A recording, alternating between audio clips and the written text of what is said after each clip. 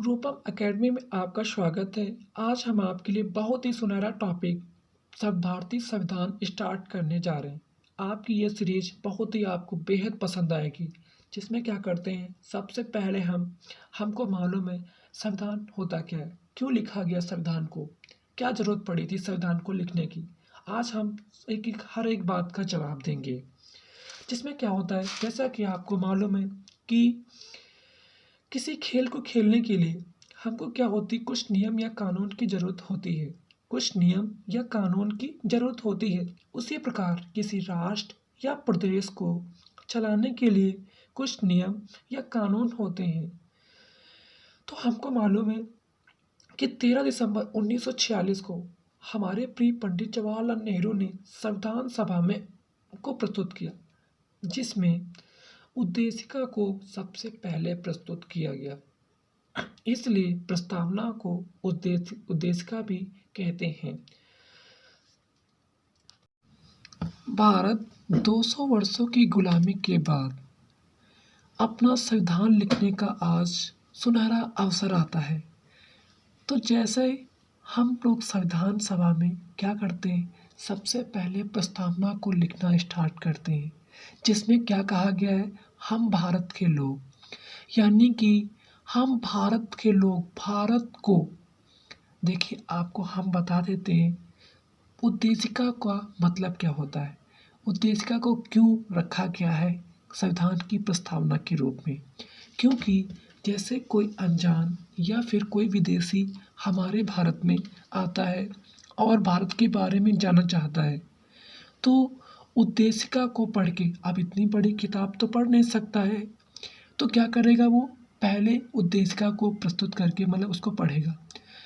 जैसे ही वो उद्देशिका को पढ़ेगा तो उसको मोटा माटी आइडिया भारत के बारे में लग जाएगा कि भारत कैसा है, किस प्रकार का है, कितना प्यारा है, क्या बात है, कितना अच्छा अवसर दिया गया है। तो उद्देशिका को हमारे भारत में 4 तत्व होते हैं। नंबर 1, संविधान को अधिकार देने का स्रोत। नंबर 2, भारतीय राज्य की प्रकृति, यानी कि भारत की प्रकृति कैसी है। नंबर 3, उद्देश्य, यानी कि संविधान की प्रस्तावना में संविधान का उद्देश्य क्या है। नंबर 4, लागू करने की तिथि। तो चलिए अब हम स्टार्ट करते हैं। संविधान को अधिकार देने का स्रोत। देखो, हम भारत के लोग भारत को संपूर्ण प्रभुत्व, यानी कि हम भारतीय लोग मिलकर निश्चित प्रभुत्व के साथ, संपूर्ण निष्ठा के साथ भारत को ऊर्जा प्रदान करते हैं। जिसमें भारत कैसा है, इसकी प्रकृति के बारे में पढ़ते हैं। यानी कि पॉइंट नंबर 2, भारतीय राज्य की प्रकृति। हमारा भारत समाजवादी पंथ निरपेक्ष, यानी कि हमारा भारत सामाजिक मूड से रहता है। नंबर 2, यानी क्या कहता है, पंथ निरपेक्ष। पंथ निरपेक्ष का शाब्दिक अर्थ होता है हमारा भारत कोई भी धर्म को नहीं मानता है। यानी कि इसका मतलब ये नहीं कि भारत नास्तिक है। पंथ निरपेक्ष का शाब्दिक अर्थ होता है हमारे यहाँ सभी धर्मों को पूर्ण रूप से माना जाता है। जैसे कि जब राफेल हमारे भारत में आया था, अम्बाला में रक्षा मंत्री ने क्या किया था, हाँ, सभी चारों धर्म को, मुख्य रूप से चारों धर्मों, या जैसे हिंदू की पुजारी धर्म को बुलाया था, मुस्लिम की मतलब कि मौलवी को बुलाया था, ईसाई को पादरी को बुलाया था, और भी ऐसे धर्मों को मतलब रक्षा मंत्री ने सभी को बुलाया था। अब आगे बढ़ते, लोकतंत्रात्मक, यानी कि हमारा भारत कैसा है, लोकतंत्रात्मक है। लोकतंत्रात्मक का क्या अर्थ होता है, जनता के द्वारा जनता के लिए चुनी गई सरकार क्या कहलाती है, लोकतंत्रात्मक कहलाती है। दूसरा क्या है, गणराज्य, यानी कि हमारा भारत ब्रिटेन की तरह नहीं है, जिसमें एक राजा का पद होता है और वह राजशाही करता है।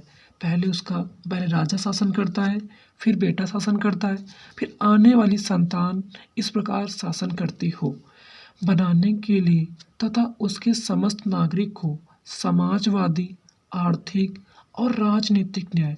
कहने का अर्थ है हमारे भारत में नागरिकों को समाजवादी और आर्थिक रूप से न्याय देने का अधिकार है। आप पढ़ते हैं उद्देश्य, हमारा मतलब संविधान का उद्देश्य क्या है। हमारे भारत में न्याय, विचार, अभिव्यक्ति और विश्वास धर्म को, यानी कि किसी भी व्यक्ति को विचार अभिव्यक्त करने की स्वतंत्रता है।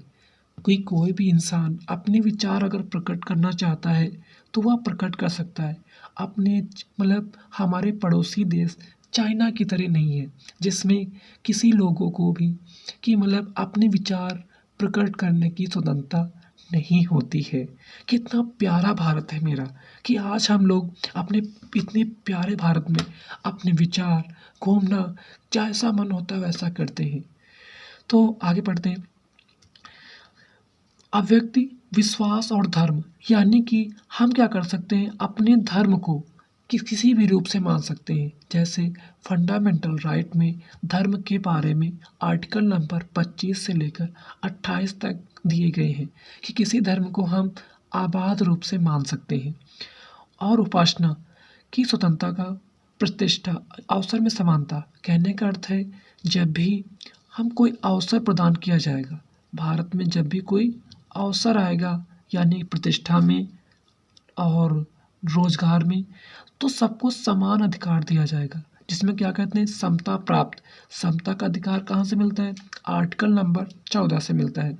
ये हम आगे आपको आगे पढ़ा देंगे। सब करने के लिए उन सब में व्यक्ति की गरिमा, यानी कि जब भी क्या होगा, कोई अवसर प्रदान किया जाएगा तो उन सब में व्यक्ति की गरिमा और राष्ट्र की एकता और अखंडता बनाए रखा जाएगा। कहने का अर्थ है कि जब भी क्या होगा कि कोई अवसर प्रदान करेंगे तो अपनी राष्ट्र के वे सभी व्यक्ति को गरिमा और राष्ट्र की एकता को बनाए रखा जाएगा। अब दूसरा बात में कहते हैं कि राष्ट्र की एकता और अखंडता को सुनिश्चित करने के लिए, बंधुता बढ़ाने के लिए दृढ़ संकल्प होकर, पॉइंट नंबर क्या आ जाता है, 4। अब 4 में क्या है, तिथि, संविधान को लागू करने की तिथि। बंधुता बढ़ाने के लिए दृढ़ संकल्प होकर, यानी कि हम अपनी पूर्ण निष्ठा पूर्वक संकल्प होकर इस संविधान सभा में आज तारीख 26 नवंबर 1949 को क्या करते हैं, मिति माघ शीर्ष शुल्क सप्तमी संवत 2006 विक्रमी को एतद द्वारा संविधान को अंगीकृत करते हैं। यानी कि पूर्ण रूप से क्या करते हैं, अंगीकृत कर लेते हैं, एडॉप्ट कर लेते हैं। अधिनियमित होकर, यानी पूर्ण रूप से नियम पूर्वक क्या करते हैं, आत्मर्पित करते हैं। आत्मर्पित का मतलब क्या होता है, पूर्ण रूप से, जैसे कि हमारी आत्मा क्या है, अमर है, अजर है, इसको कभी भी यह आत्मा नहीं मरती है। उसी प्रकार आत्मर्पित होकर क्या करते हैं, हम इसको अंगीकृत यानी एडॉप्ट कर लेते हैं। तो यानी कि हमारा संविधान क्या है, संविधान में कहा गया है हमारा संविधान की एक जीवन है, लिव है, यानी कि ये संविधान क्या है, जीवित है।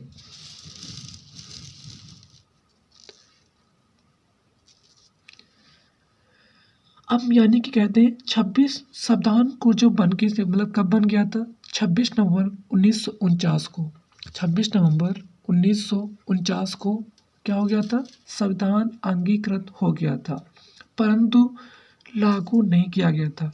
संविधान को लागू करने की तिथि 26 जनवरी 1950 को लागू किया गया था। अब आखिर 26 जनवरी ही को क्यों लागू किया गया, क्योंकि एक घटना इसके पहले लाहौर 1929 में कांग्रेस ने क्या किया था, पूर्ण रूप से 26 जनवरी को क्या किया था, स्वतंत्रता दिवस मनाया था।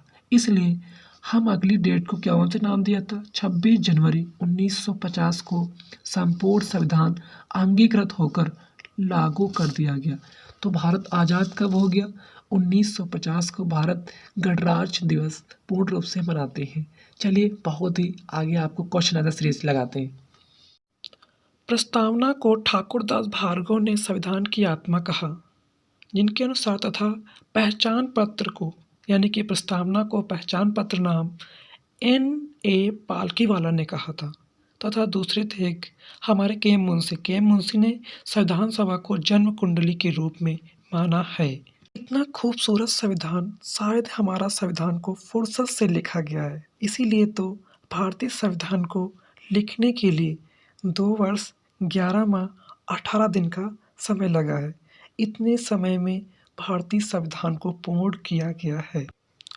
बेरू-बाड़ू विवाद में सर्वोच्च न्यायालय ने प्रस्तावना को संविधान का अंग नहीं माना, इसलिए प्रस्तावना को संविधान में प्रस्तुत नहीं किया जा सकता है तथा इसमें कोई भी परिवर्तन नहीं कर सकते हैं। परंतु सर्वोच्च न्यायालय ने केशवानंद भारती बनाम केरल राज्य 1973 में प्रस्तावना को संविधान का अंग माना तथा इसमें संशोधन किया जाता है। इसलिए 42वें संविधान संशोधन के तहत 1976 में संविधान संशोधन करके प्रस्तावना में समाजवादी तथा पंथ निरपेक्ष एवं अखंडता शब्द संविधान संशोधन करके जोड़े गए थे। यह संविधान संशोधन 1942 के तहत हुआ था। प्रस्तावना को संविधान में संविधान की कुंजी कहते हैं तथा संविधान के समस्त केंद्र भारत के स्रोत भारत के लोग ही हैं। चैनल को सब्सक्राइब करके चैनल की बेल आइकन दबा दीजिए। Bye bye.